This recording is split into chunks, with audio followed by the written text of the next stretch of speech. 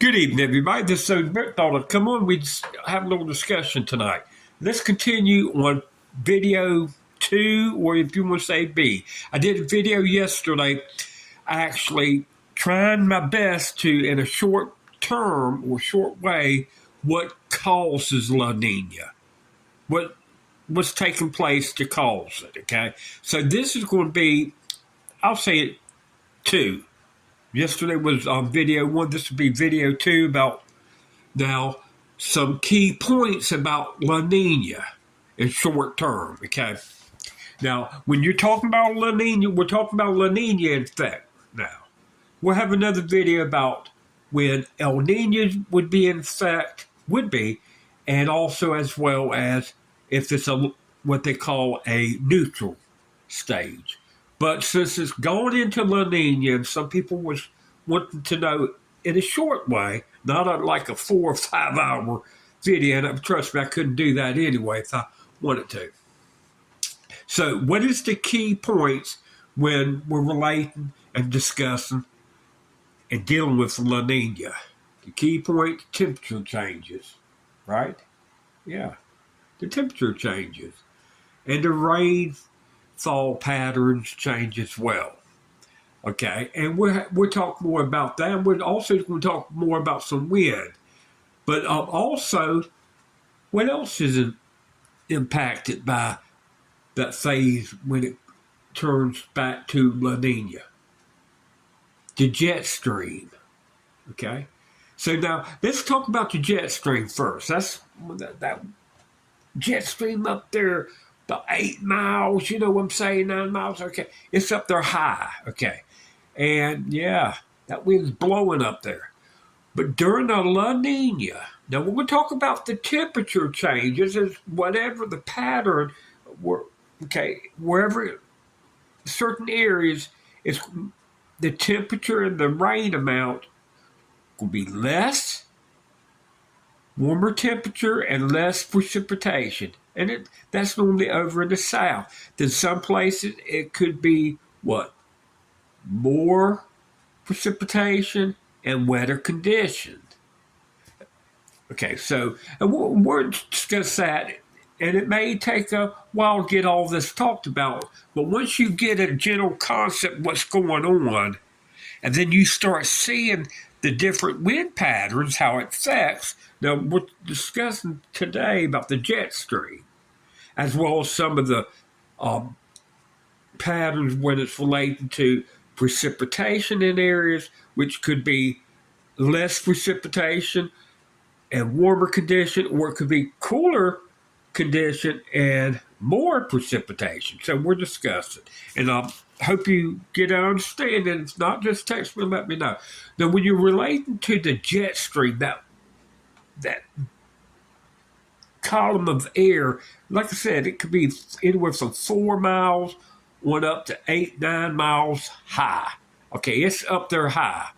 Okay, and what the tendency during La Nina does to that jet stream, it kind of shifts it or has it moving towards the northward more. Okay, during La Nina. El Nina, it shifts a little bit back towards the south. Okay, but during La Nina, when it's in effect, it seems that the jet stream is shifted or it's going towards the northward more. So, and that causes a few other things, and we'll have a discussion of that. And because of that jet stream, it's going to also deal with some other winds. Maybe we'll do that in another video or two. Okay, so now let's talk about this. When it's talking about it will affect the rainfall, okay, rainfall patterns. And it also will affect the temperature changes patterns, okay? And when you see this, a lot of times on social media, you'll see when they give that announcement, it's a La Nina, El Nina, it will show the United States, the northern hemisphere, okay, but basically the United States, okay, and it will have it drawn out how it's going to affect a certain area. Me being in North Carolina, Whiteville, North Carolina, okay, we're in that area that's going to show during La Nina, and it never alters. If it's El Nino, it will be different, but during La Nina, it's basically going to have us in that area. Warmer conditions and lesser precipitation. I'll say it again. For southeast, and that's where I'm at, warmer condition and lesser precipitation. Now, you people up in Canada, north of us, okay, you all should have that shade. More precipitation and cooler weather. Okay, so if that makes sense. So now, when you're talking about the key points, because it's going to change when La Nina's in effect. Okay, it does. Excuse me. It will affect certain areas, different things. So now, when you talk about North America, now under La Nina phase, we're talking about the North America. Drier conditions, okay, you understand? Drier conditions in the southwest U.S. Weather condition in the Pacific Northwest. That's true. Cooler winters in the north, Canada and up north, you know what I'm saying? So, yeah. South America, drought condition in parts of Chile and Argentina. That's normally, and some other places too, like Spain and Portugal and all of them. Some of them will be affected as well. Australia's increased rainfall and potential flood in certain regions. That's true. So when you get to this concept about La Nina is in effect, it affects the whole globe, actually. And that main thing, too, remember the jet stream is being moved more northward than it would be during an El Nino and also an average neutral state. Okay, it's shifted more northward. And that, yeah, okay, so it's going to, of course, shift more northward. It's going to affect the polar vortex area as well, too. So La Nina causes the jet stream, if you understand what I'm saying, to move northward and to weaken over the eastern Pacific. Get that? To move northward and to weaken over the eastern Pacific during a La Nina winter. The South sees warmer and drier condition. What did I just say? Drier condition, warmer condition, and less precipitation than usual. The North and Canada tend to be wetter and colder. During La Nina winters off the Pacific coast are cooler. That's what they look at, the cool waters over in the Pacific. Right. And contains more nutrients than usual. So, yeah, and there it is. Now, that we just discussed tonight about La Nina, and that's what's in effect. Will it stay like this for how long? God only knows that. Okay, and that's the truth. Could be a year and a half, a year, or could be as long as 3 years. The last La Nina we had, right at 3 years. That's not normal. But they have half. Normally it's 1 to 2 years. So El Nino, when it converted back over to a neutral, then El Nino was only about a year. Maybe a year and a month, 11, 12 months, 13 months. So, yeah, so it can affect. And we'll talk more about El Nino when it's in that phase. Maybe tomorrow we'll say that's video 3. This would be video 2. And what I did yesterday would be video 1. Or if you want to say video A, B, and if I do one, Lord's willing, tomorrow, B, C. So it's however. But the key point, so you understand, it does affect the temperatures in certain regions as well as precipitation. The jet stream, because remember I said we're discussing the winds, and we'll talk more about certain winds tomorrow. But the main wind, the trade wind, is what's causing it to blow over the Pacific Ocean waters. Okay, that's doing the upwell and causing the ocean to cool down. That's why it's now in La Nina phase. A La Nina phase. That's what I said yesterday. Video A. This is video B right now. Video B. We're talking about some of the key points, and we just discussed it. Yeah, and just remember that, like I said, La Nina phase is basically called that jet stream, which affects a lot. That's all important because we need air to breathe and to live and exist. And, and that wind as well. So thank God for it.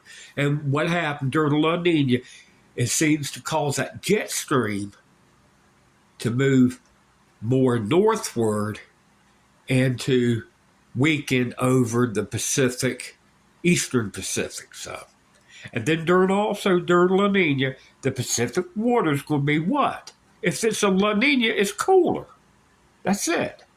And it also contains more nutrients than normal or usual. So that would make sense too.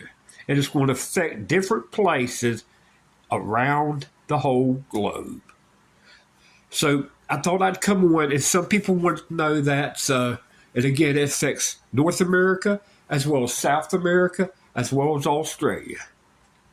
And yes, it does affect even places like in the Philippines, China, but we'll get more into that in depth, what it really can do. And yeah. So tell me what you think. If you got any more questions about it. These are good topics. And again, I know some people will say, well, I had several texts, Mr. Lee, but I read the almanac and it said, yeah, we're not going to get no snow. It didn't. Well, you can believe whatever, read whatever, and we may not get no snow. I'll put it to you that way. We may not. But then again, we may. It's only what God Almighty wants us to have this winter. And it might not be that we get any snow. But we might. Or we may get some. I mean, I don't see how any human or a book could assure me of anything other than, well, it's a wait and see thing. Let it become history. Because you know what? I've read many books too before.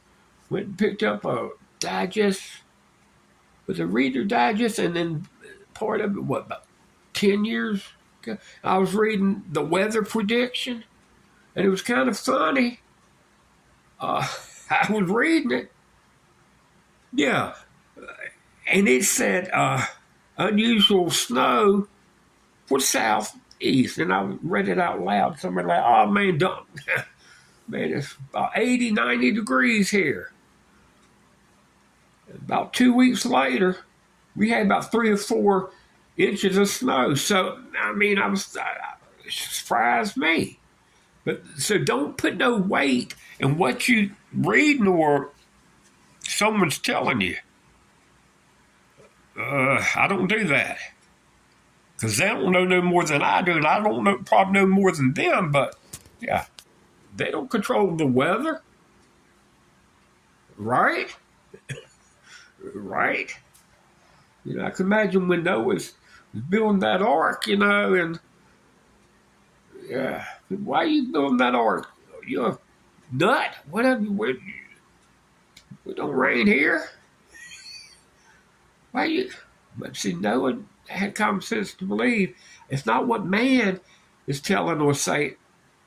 God can bring whatever he wants, and that's proven fact.